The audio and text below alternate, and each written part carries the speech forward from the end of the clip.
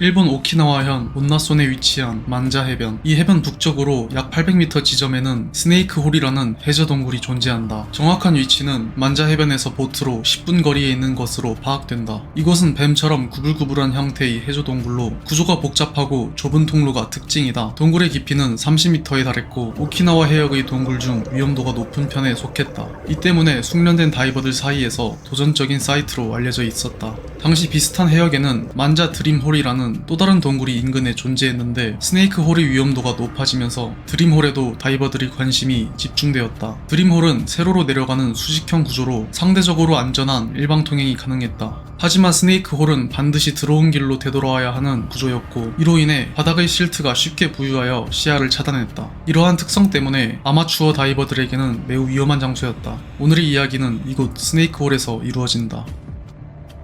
2025년 8월 31일 오키나와를 여행 중이던 대만 관광객들 사이에는 스네이크홀에서 아름다운 해저 지형을 볼 수 있다는 소문이 들고 있었다. 이에 호기심 많던 5명의 대만인이 스네이크홀을 방문한다. 이들은 28세의 첸 지웨이, 그의 누나 왕 메일린, 대학 친구 장 다밍, 직장 동료 리 야틴과 24세 현지 거주 강사 린 준지에로 구성되었다. 당시 이들이 계획한 날짜에 스네이크홀은 조류가 약했기 때문에 알려지지 않은 통로로 진입할 가능성이 존재했고 이는 길을 잃는 등의 잠재적인 위험이 있음을 의미했다. 또한 이 중 동굴 다이빙 경험자는 린 준지에밖에 없었고 나머지는 모두 경험이 전혀 없는 아마추어였다. 하지만 린 준지에마저도 초보자들만으로 구성된 팀으로 동굴 다이빙을 나가는 것은 처음이었다. 즉 이들은 대부분 초보자들로 구성되었고 이는 긴급한 상황에 적절히 대처하는 것이 미숙함을 의미했다. 이들이 만자 해변에서 보트에 오르려고 하자 보트에서 나오는 2명의 다른 다이버들을 보았다. 그들 또한 20대로 보이는 젊은 다이버들이었고 이들 사이에 별도의 접촉은 없었다. 그들이 떠난 후 5명의 대만인은 동굴 입구를 향해 보트로 이동했다. 그런데 해상에서 다이빙을 준비하는 중 물속에서는 보기 힘든 이상한 것을 발견한다. 수면에 기름막이 얇게 퍼져 있었던 것이다. 정황상 이것은 앞서 다이빙을 마친 다른 팀이 장비 정비 중 흘린 것으로 추정되었다. 그들이 어떤 목적으로 기름을 사용했는지는 알 수 없으나 신고하거나 다이빙을 중단하는 등의 어떠한 조치도 하지 않고 그대로 다이빙을 시작했다. 이들은 오후 1시 45분경 입수하여 마침내 스네이크 홀 입구에 도착했고 탐험을 시작했다. 비좁은 통로를 나아가며 탐험을 시작한 지 15분 정도 되었을 때 무언가 이상함을 알아차렸다. 동굴이 생각보다 더 어두웠고 시야가 점점 나빠지기 시작했다. 이 동굴은 원래부터 바닥의 실트가 쉽게 부유하는 것으로 유명했고 이들은 탐험 경험이 많지 않아서 그것이 이상하다고 알아차릴 수 있을 만한 문제는 아니었다. 하지만 초보였던 이들조차 알아차릴 만한 심각한 문제가 더 있었는데 시야가 급격히 나빠지는 것이었다. 이때까지도 이들은 그 심각성을 알지 못했지만 탐험을 시작한 지 고작 15분밖에 안 되어서 입구와 가까웠고 되돌아가서 손해볼 게 없었기 때문에 되돌아가기로 결정한다. 이들은 왔던 길을 따라가며 나아가기 시작했다. 그런데 입구와 가까워질수록 이상한 느낌이 점점 공포감과 비슷해져 갔다. 정황으로 보아 길을 잃었을 가능성을 추측할 수 있었지만 메인 루트에서 완전히 길을 잃었다는 것은 믿기 힘들었다. 이들은 일시적인 방향감각 상실일 것이라고 믿으며 마침내 예상한 지점에 도착했다. 이때 이들이 목격한 광경은 매우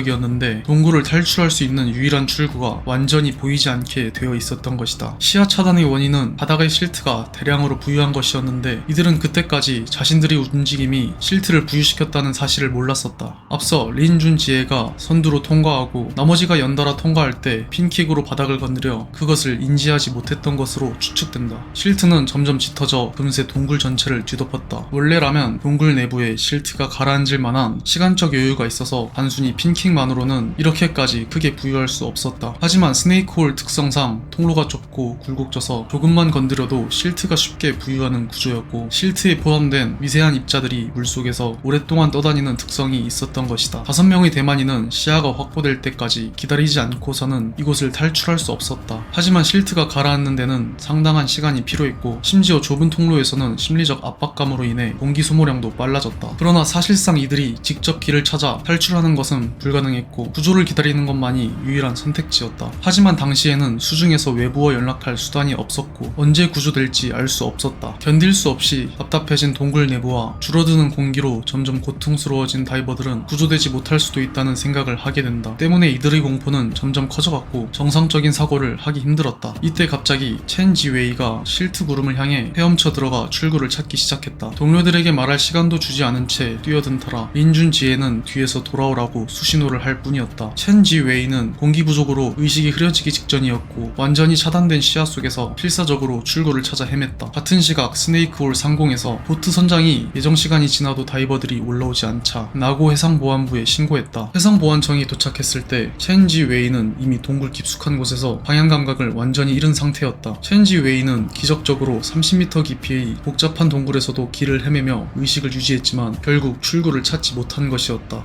한편 구조대는 수색 작업을 시작했다. 실트로 인한 제로 가시성 때문에 수색은 매우 어려웠다. 이때 동굴 수색에는 여러 명의 전문 구조 다이버가 투입되었는데 동굴 내부는 실트로 가득하여 손으로 더듬어가며 수색해야 하는 상황이었다. 수색을 시작한 지 약 2시간 30분이 지났을 무렵 동굴 입구에서 상당히 떨어진 동굴 깊숙한 곳에서 5명을 발견했다. 이들은 실트와 공기 부족을 피하기 위해 각각 다른 방향으로 흩어진 것이었다. 결국 출동한 지 2시간 30분 만에 전원이 발견되었고 이들은 곧바로 병원으로 이송되었다. 이때 구조된 왕 메일린, 장 다밍, 리 야팅은 큰 부상이 없었지만 첸지 웨이와 린 준지에는 검사 결과 이미 의식을 잃은 상태였다. 보통 다이버의 경우 공기 고갈 후 5분 이상 의식을 잃으면 생명의 위험이 될 수 있다. 이로 보아 두 사람의 상태는 매우 심각했고 생명에 치명적인 상태였다. 곧바로 집중적인 치료가 이루어졌지만 결국 첸지 웨이와 린 준지에는 병원에서 사망 선고를 받았다. 이와 같은 해저 동굴에서의 실트로 인한 사고가 희귀한 것으로 생각할 수 있는데 오키나와 지역을 고려하면 꽤 자주 발생하는 사고다. 현재 동굴 다이빙에서는 전문적인 가이드라인과 백업 장비가 사용되지만 당시 대만 관광객들은 일반적인 오픈워터 장비만을 사용했다. 이때 실트로 인한 시야 차단이나 복잡한 동굴 구조에서의 방향감각 상실 등의 사고로 사망사고가 발생했다. 이번 사고는 오키나와 만자 앞바다 스네이크홀에서 수심 약 30m의 동굴 내부로 들어갔다가 발생했다. 대만 국적 28세 첸지 웨이와 24세 강사 린 준지에가 숨졌고 다른 일행 3명은 구조되었다. 좁은 통로와 탁해지기 쉬운 바닥, 즉시 수면 접근이 어려운 구조가 겹치면서 길을 되돌아오는데 필요한 시간과 여유가 급격히 줄어들었다. 최근에 발생한 사건이기에 정확한 사고 원인은 일본 당국의 조사 결과에 맡겨져 있지만 현지 언론과 다이빙 전문 매체는 사고 시각과 장소, 수심, 발견 시각을 공통으로 전하고 있어 동굴 다이빙의 위험성을 다시 한번 보여주는 사례가 되었다.